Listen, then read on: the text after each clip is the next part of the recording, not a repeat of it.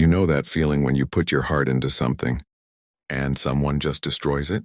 Well, that's exactly what happened to me. I spent weeks planting the perfect garden.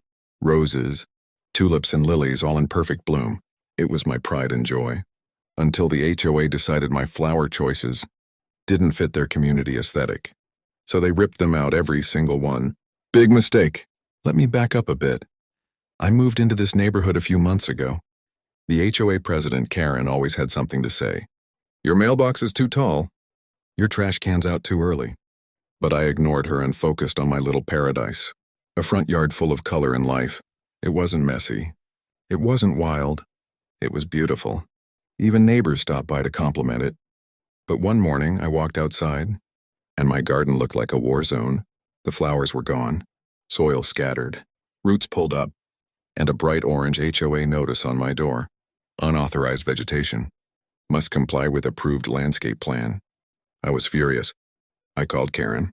She said, "The board voted unanimously. Your flowers violated policy." I said, "You mean you voted?" "My garden made people happy." She replied, "Rules are rules."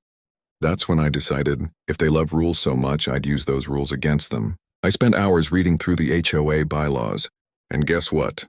They violated their own code. They were supposed to give a 14-day written notice before removing anything from a resident's property.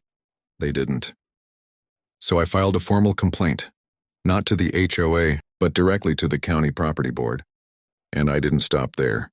I sent them pictures of the damage, the lack of notice, and my flower receipts. Turns out the HOA had done this to 3 other people before me. Within a week, a county inspector showed up, clipboard and all, asking for HOA records. Karen's face turned white when she realized she was under investigation. 2 weeks later, the HOA was fined $7,500 for property damage and policy violations. And guess what?